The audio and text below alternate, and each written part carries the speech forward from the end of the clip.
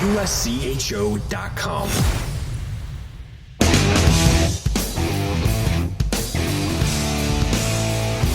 Welcome to USCHO Edge for Friday, February 24th, 2023.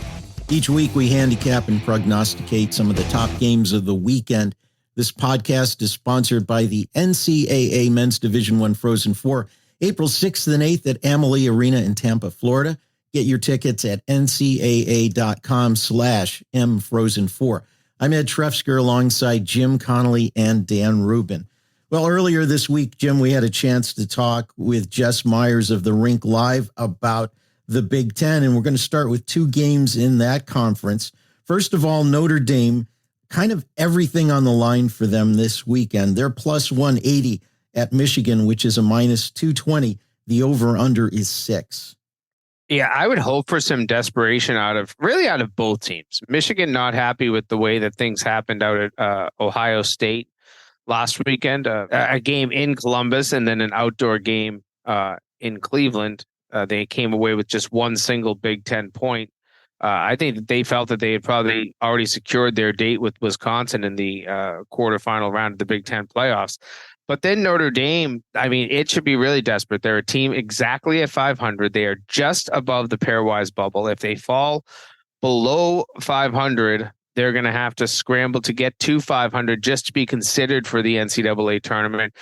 Granted, 2 losses here for Notre Dame, I would think, would probably put them out of pairwise position anyways. But, then you're looking at the fact that you would have to probably sweep your quarterfinal series in the Big Ten playoffs if you lose twice here. And then, most likely you have to get to the Big Ten title game. I think that's a tall order for Notre Dame.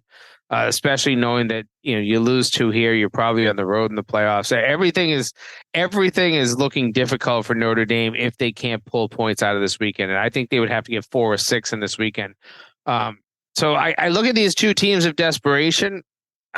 Part of me really, really wants to pick Notre Dame because I feel like Jeff Jackson is a good motivator when his team's back is against the wall. Michigan, they might be hungry, but their back isn't against the wall right now. So I would probably, especially at the value of plus 180, be leaning Notre Dame in this game. Yeah, I feel like there's a value pick in there for Notre Dame. I don't love Notre Dame to win at Yost. I just don't like the matchup. I know they're desperate, and I feel like every time I've said Jeff Jackson is a master motivator and this team's ready to break out, they never do.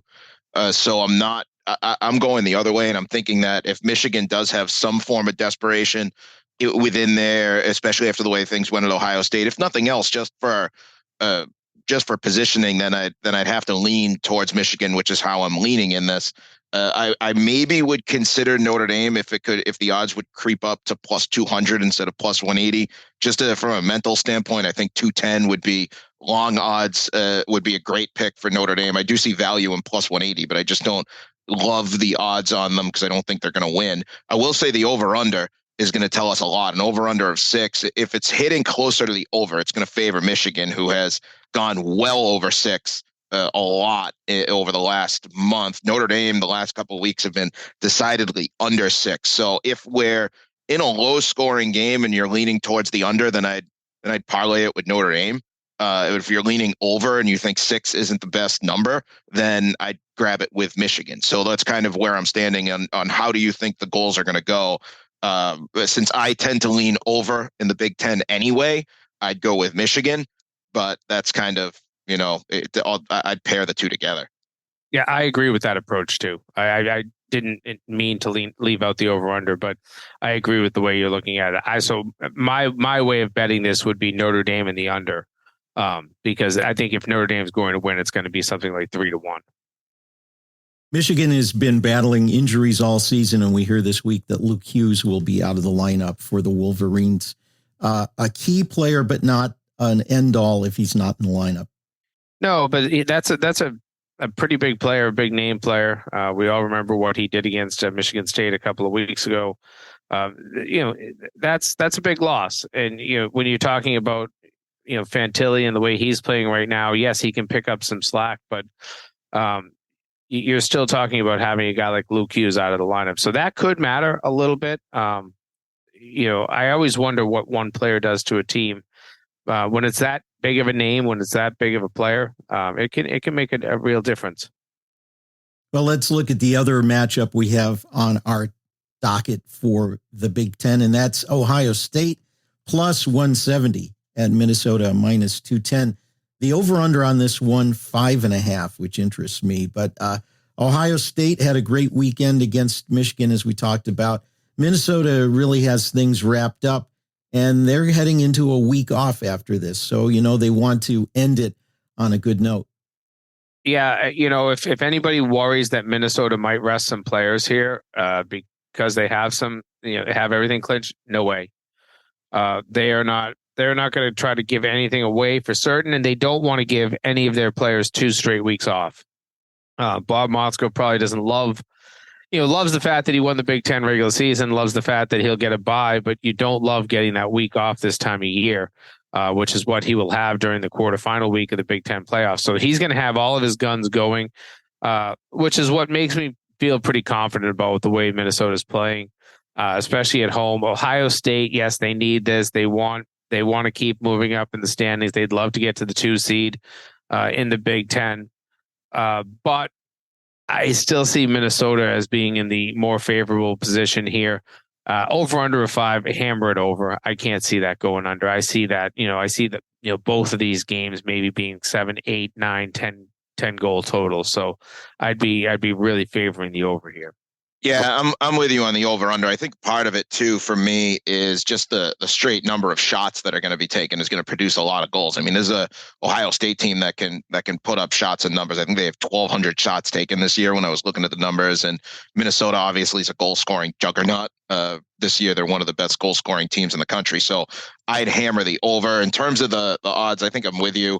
I would venture that if there was ever an inkling to just sit back and see how things are going. If you're leaning one way or the other in this weekend, I'd wait on the Friday game and then bet the Saturday game to see how, if Minnesota loses, then I'd hammer Minnesota in the Saturday game. But if you're leaning or you're on the fence about this one, I would bet Minnesota just out of habit on the weekend, which is, Minnesota is not going to be playing backups. They're not going to be playing fourth line for a number of weeks, for a number of shifts. If they do it, it's going to be in the third period when the game's already sealed up. Like they're going to put the roll out the third and fourth line more frequently then. But I don't think that that's a good thing to say, well, that's why I'm going to bet Ohio State. No, bet Minnesota here and take the over in a big way. Well, that's our look at the Big Ten. We're going to pause and we'll come back with more, looking at some key matchups in 3 leagues that have playoff and first place implications. USCHO Edge is sponsored by the NCAA Men's Division I Frozen Four, April 6th and 8th at Amalie Arena in Tampa, Florida. Get your tickets now at ncaa.com/mfrozen4. All right, class, it's the NCAA Men's Frozen Four. Welcome to Fandom 101. Want to help your team rule the rink? Here's your assignment. Lesson 1, go big for every goal. 2, when you bring it, bring enough for the whole class. And 3, attendance is encouraged, but passion is mandatory. The NCAA Men's Frozen Four, April 6th and 8th at Amalie Arena in Tampa, Florida. Buy your tickets today at ncaa.com/mfrozen4. Class dismissed. Welcome back to USCHO Edge. I'm Ed Trefzger alongside Jim Connelly and Dan Rubin.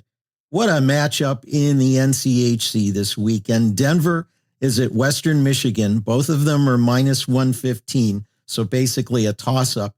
Over under a not surprising 6.5.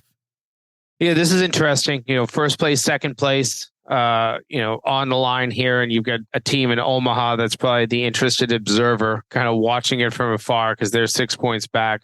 Western Michigan enters the weekend 5 points and back at Denver. They know that if they sweep them, they'll be in first place at the end of the weekend. That's a nice feeling to have, but that's a big if. I feel like Denver is a team that for more than a year now has been winning the big games that they're supposed to win. You see NCAA tournament 2022. I feel like this is a hungry Denver team. They know that they lost one last Saturday that could have put them in an even better position. That could have put them in a position to clinch the regular season championship, and they can clinch at least a part of that with a full sweep this weekend. Omaha obviously could win 2 as well and stay within 6 points. But the reality is, I think that Denver is ready to close things out here. They have to be.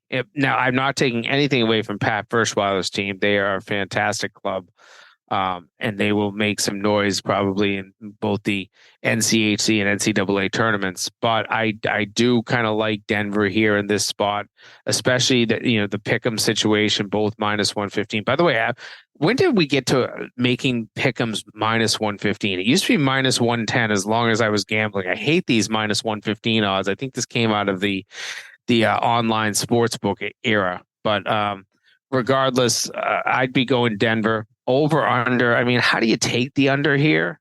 6.5 is probably a good number.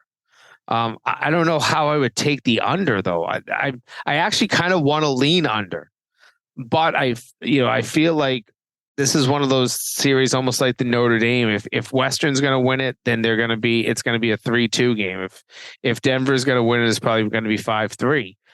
I don't know. I'd personally be staying away from over under. It's too perfect at 6.5. But I want to hear what your thought process is here, Dan.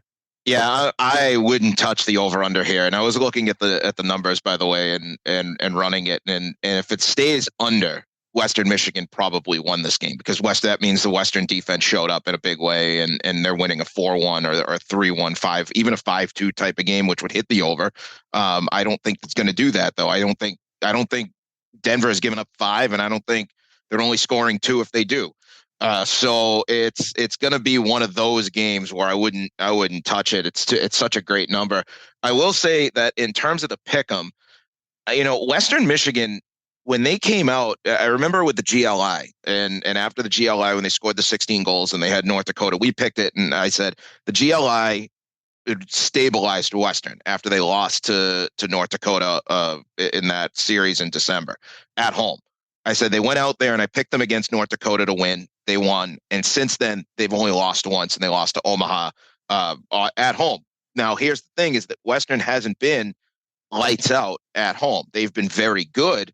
They're a very, very good hockey team, but they haven't been the lights out home team. And in that case, I'd actually lean Denver. And if I'm going to lean Denver, I might actually pound the over and run with it, but I still wouldn't touch the over under. I mean, why not? I mean, screw it. Go Denver in the over, Western in the under. Why not? You know what? You're all watching me correct myself in real time. Just say, screw it. Throw the money down on it. Live dangerously, baby. I think Western's going to win, though. That's the thing. I'm actually going to pick Western to win this one, even though it's at home. I have been riding the Western train all second half of this year, and I am going to, you know what? If I'm right, then I'm going to hang out in Kalamazoo afterwards, because that's going to be a heck of a weekend out there. Well, let's get on to the last 2 games we have on our list for this week. And both of the games, the odds are perplexing to me. First, in this one where it seems like Michigan Tech is such a heavy underdog, they're plus 180 at Minnesota State minus 235. The over-under on this one is 6. This just seems a little bit bigger spread than I would have expected. Yeah.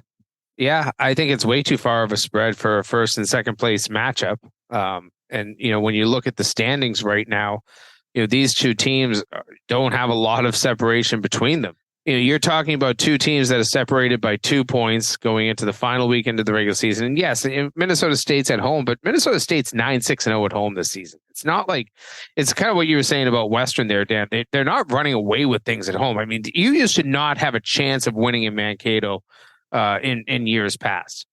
And now they're in good position. They're in a position to win and clinch the regular season title, is Minnesota State. But come on, like, Michigan Tech has been a machine this year. They've been rolling at times. And I feel like when you really look at this Michigan Tech team, plus 180 is an unbelievable value. I don't know that they've been plus 180 all season. I know I don't keep historical lines and stuff like that, but I don't feel like they've been a plus 180 all season, has Michigan Tech. And here we are. the final weekend of the regular season in the CCHA, and suddenly you have them plus 180. I don't know. This feels like a week where like the bookmakers took off and they like left their interns to kind of set some lines.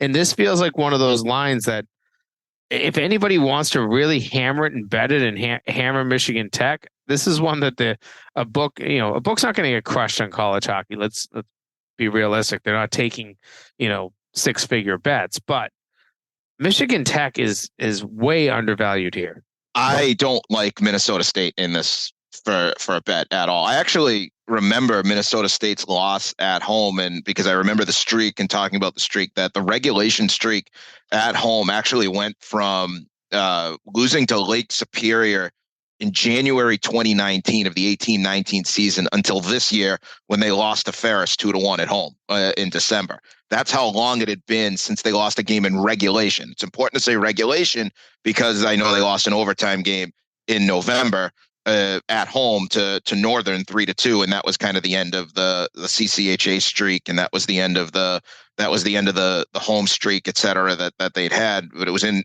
overtime. So looking within that, I don't understand the odds. I think you're right. I think someone just maybe looked at this and said, "Oh, we recognize Minnesota State. Let's throw the odds in there." What is Michigan Tech? Michigan Tech isn't going to win this one. But I like Michigan Tech in this, and with those odds, it's almost like going to the bank and stealing money, which is exactly why they're going to lose this one. And it's going to be an old-fashioned, especially because Michigan Tech's really good on the road. They're really good on the road. It's not like they're like 500. They're 11-4-1 on the road and 2-1 in neutral sites. So like they win a lot on the road, away from home. What are we doing? I was like, I'm still blown away by that. Also, take the under because I feel like it's going to be an under. Yeah, I feel like under too. The one thing I'll say, I feel like Michigan Tech will win on Friday night and force that winner-take-all game on Saturday night for the CCHA championship. That's where I think Minnesota State's going to win it, and they will win the CCHA championship. Yeah, hockey gods know what's up. They're gonna move their spirituality thing, like you always say. Can I get a too many men in the right spot with the hockey gods? They'll make that happen. And whether it was on purpose or a happy accident, hats off to Don Lucia on that scheduling. Yes. The last one is equally perplexing to me in the opposite direction. Northeastern, 1 point ahead of BU in the standings in Hockey East with one more weekend after this. They are a -115 at UMass, which is a -115, and the over-under is 5. What are they thinking in this one? Do they think that UMass, which has talent, but which has had a rough season, do they think they have that much of a home ice advantage? Are they sleeping on this one? What the heck? Well, they shouldn't consider UMass to have a home ice advantage. UMass is 500 at home, 7-7-4 this year. I don't know. And this is no disrespect to Greg Carvel and his team. Greg's a great coach, but they have real bad goaltending woes right now in UMass. They cannot. I was not on his media call, but was told that yesterday he said he has no idea who will be playing net on Friday night. And that's about 2-3 weeks away from after he said that if Pavicic wasn't in net, then something went wrong. Well, Pavicic is not in net. He hasn't been in net.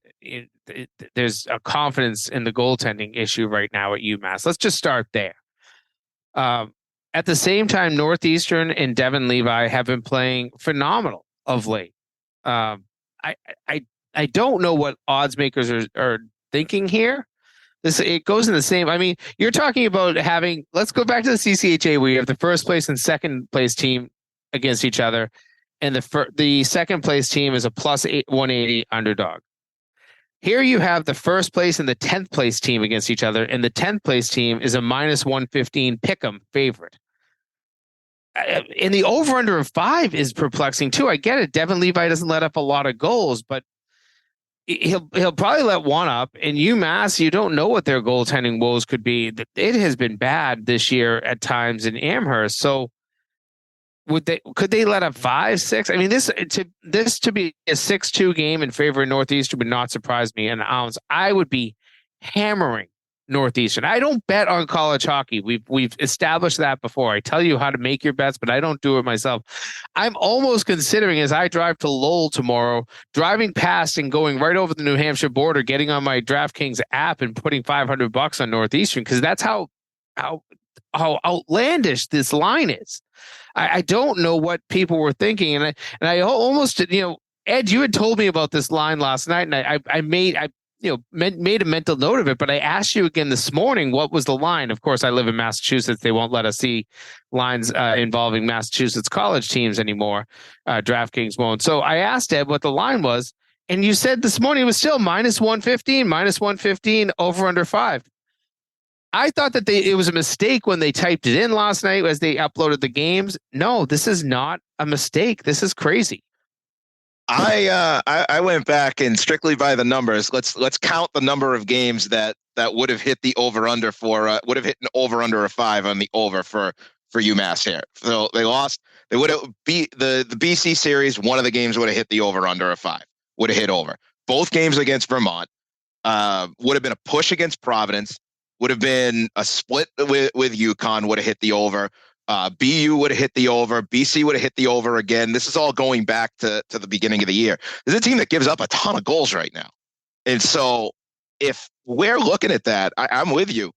I don't understand the over. I don't even understand the pick 'em. Like UMass it'd be one thing if UMass had been playing well at home or playing well over the last couple of weeks. All right, they beat Providence. That's great, but they haven't beaten anybody. And when it's not to say they haven't beaten anybody, like, oh, we're looking for a big team. They haven't won a game. They tied Vermont twice. They took a shootout win, but they beat Providence. And I don't want to bash UMass too badly because I think there's a lot of talent there, but they're just having one of those years that's just like it's not clicking. So I don't think this is a good.